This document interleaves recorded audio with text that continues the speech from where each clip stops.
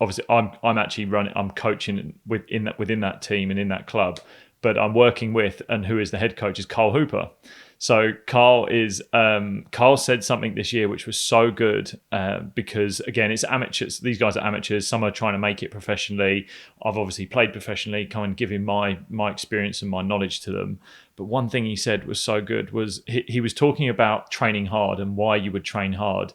And he said you want to deposit that work so that when you come up against someone else and the heat is on, you fight for it that little bit more, because you've put in that hard work, and you won't concede to the fact when deep down you know that you haven't worked hard and you haven't earned it. And I thought, do you know what, he's so right.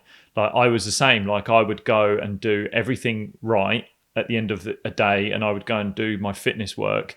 And sometimes people would say, like, maybe you're overdoing it, and I maybe look back and go, there were moments I overdid it. But then at the same time, I think, well, if I didn't go and take myself and do that work mentally, I probably would have been weaker.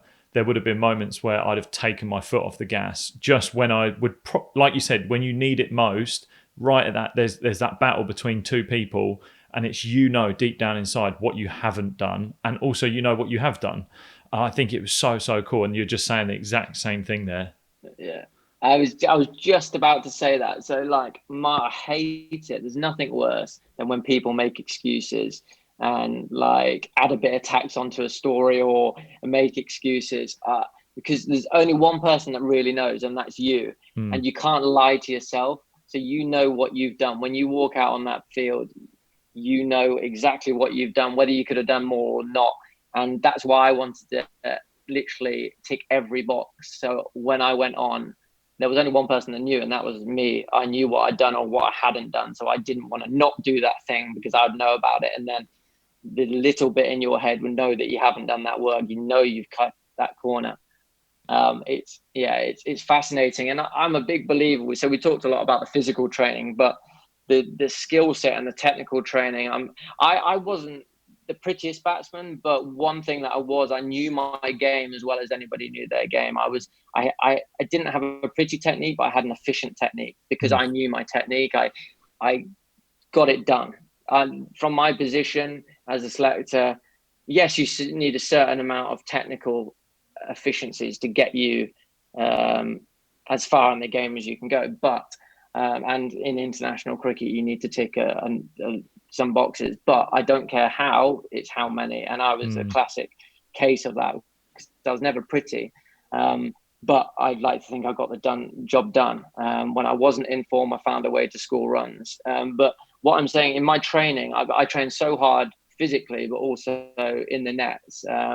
No stone unturned, and cover every base. And I was a big believer in muscle memory. The more times you get in the position when you're under pressure, when you're under stress, the more likely you are to get in that position. And probably one of the most proudest moments I've had on the cricket field was, scoring hundreds against Australia is nice, but it was at the MCG, first game of the World Cup, England, Australia, 100,000, 98,000 people in the stadium. I come in, I think we're 4 down against Australia. Mitchell Johnson comes back on because little James Taylor's walking in. England are 4 down. Let's get this game done. 2 slips, gully, short leg. And I'm like, come on, lads, this is a one-day game. There shouldn't be that many people around me. And I'm nervous. I'm really nervous. Yes, we get a little bit nervous, but I'm not usually that nervous.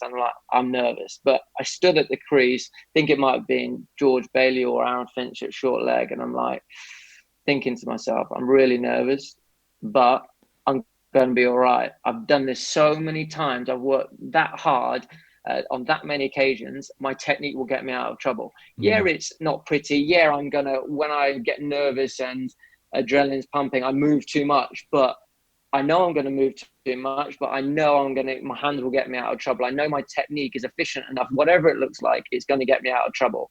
And that was when I was most proud, because it got me out of trouble. I soaked it up. And I scored runs. I got 98 not out on that Mm. occasion. Yes, it's all about whether you win or lose, but from a selfish point of view and my mental psyche, I was so proud because I was so nervous in front of 98,000 people at the MCG. We were under the pump, and I sucked it up, and I soaked up that pressure, and my technique got me through because of all those moments that I'd worked on in the previous 10 years, 15 years.